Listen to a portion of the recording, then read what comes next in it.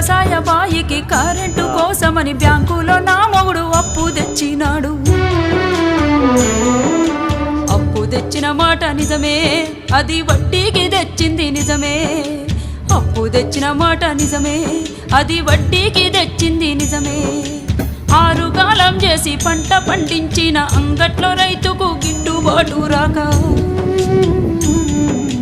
అప్పు కొంత గట్టి గడువునే కోరితి గవర్నమెంట్ ఆర్డర్ అని ఇల్లు జప్తు చేసే.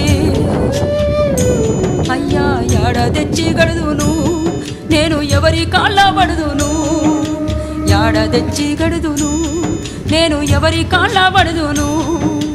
అసలేటి వానల్లో ముసలెట్ల కట్టుకొని మోకాటి బురదలో మడి కట్టుతుందితే.